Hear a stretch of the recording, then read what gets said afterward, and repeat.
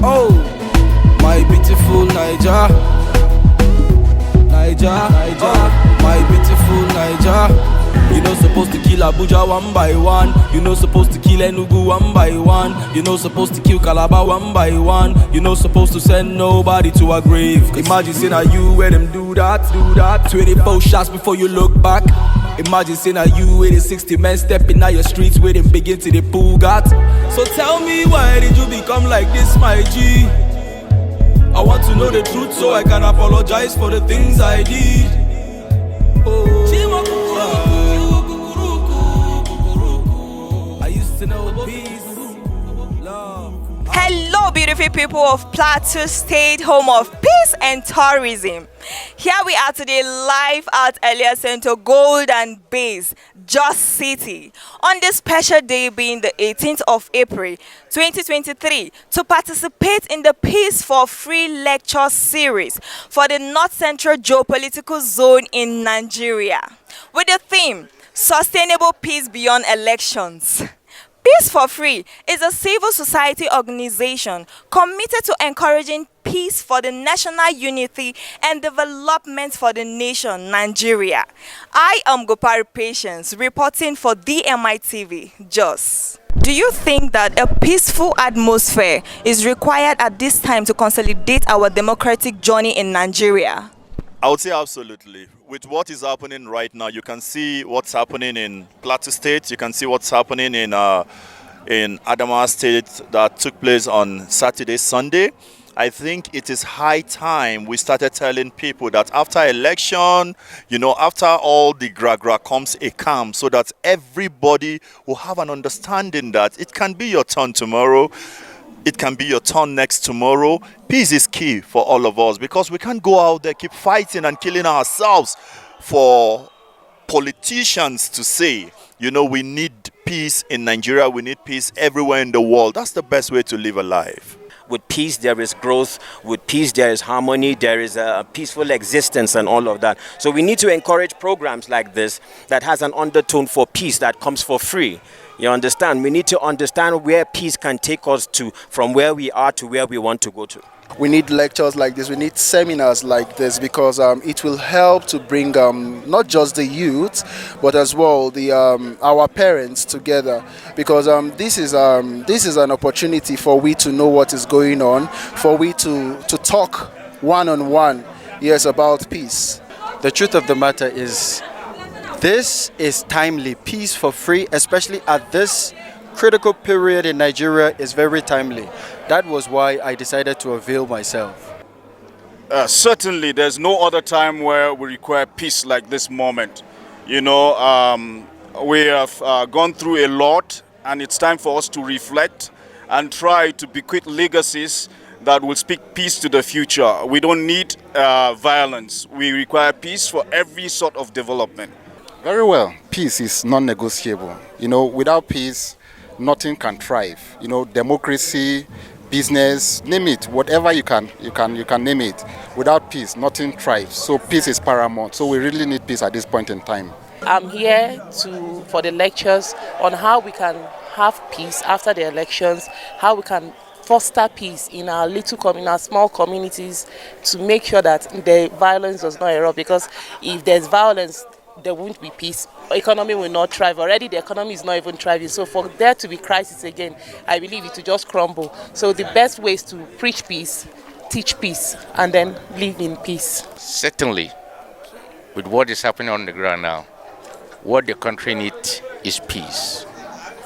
Peace and nothing but peace. My expectation is that I will go home educated. I will go home more than the way I come, and everybody will be enlightened more than he has known. That everybody will take a lesson, and everybody that comes here today will learn something, and that everybody that comes here will be a peacemaker and a peace builder. From today, you can go ahead and call me Peace Ambassador. Okay, my expectations for today's national lecture is basically number one, to ensure that people are sensitized that life goes on beyond the elections. That's one. Secondly, for people to know that, see, first of all, we're humans before we have any form of religious or sociocultural affiliations, that we must realize that, first of all, humanity comes first before anything else. And my expectation would be that in the long run, people are sensitized that peaceful coexistence supersedes every other thing on earth. I'm taking this straight to my village. Wow. We really need it, because without peace, we won't have access to government, good governance. All the youths in the society will not be active, you understand? So we really need it, and most especially the village people need this orientation. Well, I'm here because I believe in peace. I believe that there can't be progress without peace, and I believe that that's why peace and progress all have peace. PP. Peace in itself is not the absence of conflict. Peace does not mean we will not disagree. Peace does not mean that we will not have differing opinions. It means that in spite of the differences, we can live together in tolerance of one another to achieve the noble objective which we have, in our case, which is good governance. We may belong to different political parties. We may belong to different ethnic groups and religions, but that does not mean we should have conflict. That does not mean we cannot agree to live peacefully. Don't think that because you disagree with Mr. A or he belongs to a different religion or political party, that should not be the basis for conflict. Certainly, that is not the basis for conflict. If we must have that peace, what then is that peace? That peace is that feeling of tolerance that you have for one another, that feeling of contentment, that feeling of cordiality in your relationship with yourself and then with your neighbors and ultimately your communities. If we agree that peace means living cordially, living, in harmony with yourself and your neighbors, I would like to now ask you, given your experiences that you have passed through prior to the election, during the elections, and then after the elections, I would like to ask you, what are those things that in your communities, in your homes, that have the tendency to breach the peace? One of such points I feel the breach peace within our communities is religious intolerance. Thank you. Ethnicity. Injustice. Thank you. Selfishness. Lack of forgiveness and reconciliation. The widening economic gap between the rich and the poor in the country. I would like to speak on injustice and social inequalities. Injustice that pervades our society is one problem that, has consistently created or disrupted peace in our society. Injustice simply means treating people differently in terms of what Mr. A can do wrong and go away with it, Mr. B does it, and he or she, is penalized. So justice should be for all. It should not be selective. So we should crave to build a just society so that we can live in harmony. And then, having told us those triggers, the problems that breach the peace in our communities, I'll get back to you again. Now, what are the things that we should be doing to ensure that we have peace? We should learn how to tolerate each other. When we have good governance in place. Quick dispensation of justice. Respect to the rule of law. To educate the community, the society. Everyone should be educated. Thank you. Peace, education, I guess that's what we are doing here. A free and fair election. Negotiation. Reconciliation. We have peace that is negatively constructed. That is, we have negative and positive peace. The negative peace is that type of peace that is forced on you. Positive peace is that kind of peace that is built in an atmosphere of dialogue, where people's differences are brought to the table, where free discussions are made, whatever the grievances are, we look at it, we negotiate with dialogue, and then we make compromises to reach at the point of peace. How do we get sustainable peace in Nigeria while people build themselves beyond the institutions of government?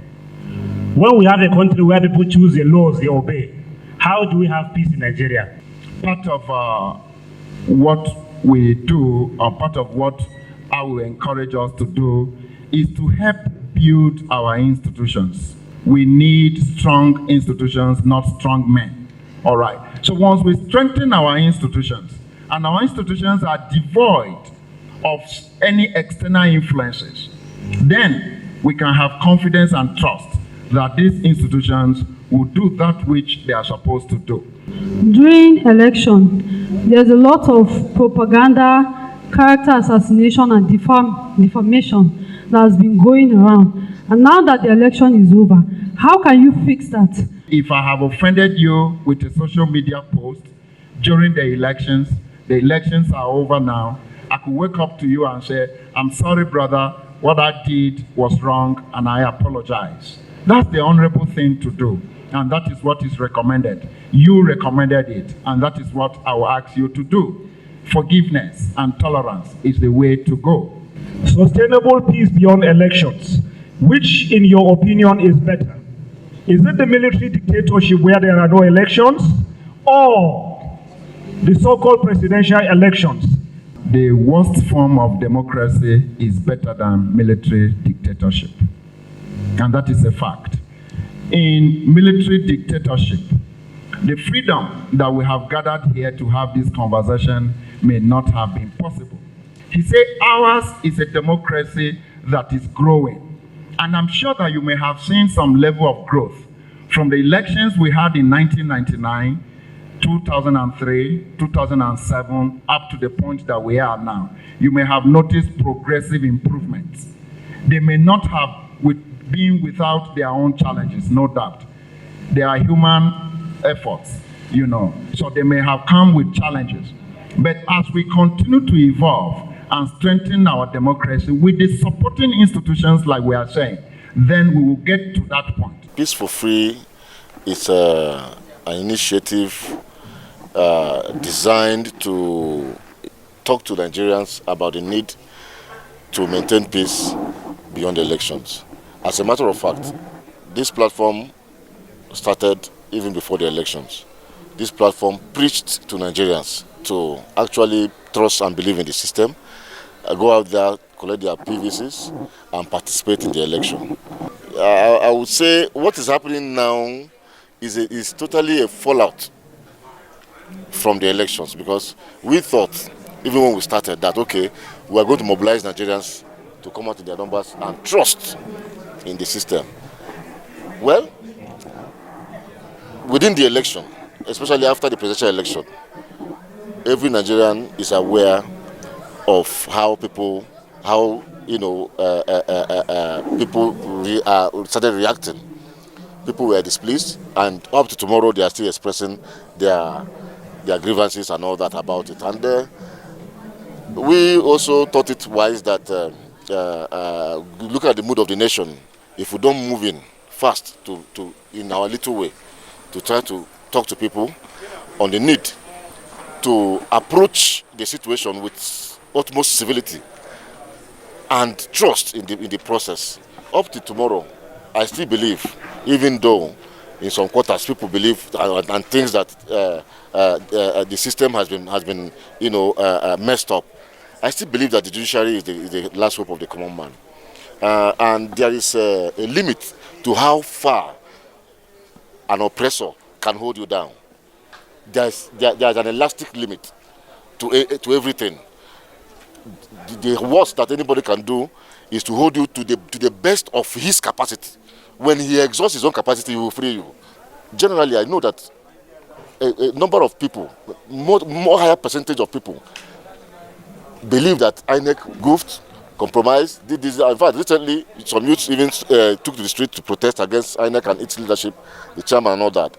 But the unfolding stories today now, is he not vindicating the same man? I told people then, I said, look, well, I am not saying that the man is a saint. It's a human process, and he is a human being as well. And we have to continue to advocate that we should believe in it and believe in our judiciary. Like I said, no matter how bad it is, someday the truth will come out. But thank you. The results, as we've been going around the country, have been overwhelming.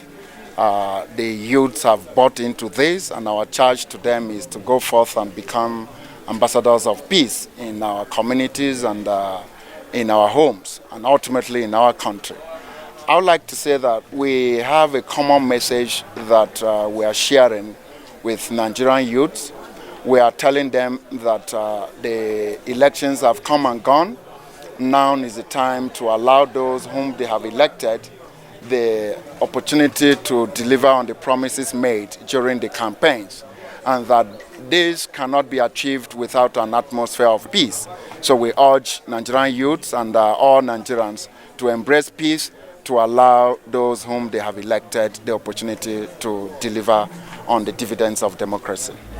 You're not supposed to kill Abuja one by one. You're not supposed to kill Enugu one by one. You're not supposed to kill Calabar one by one. You're not supposed to send nobody to agree.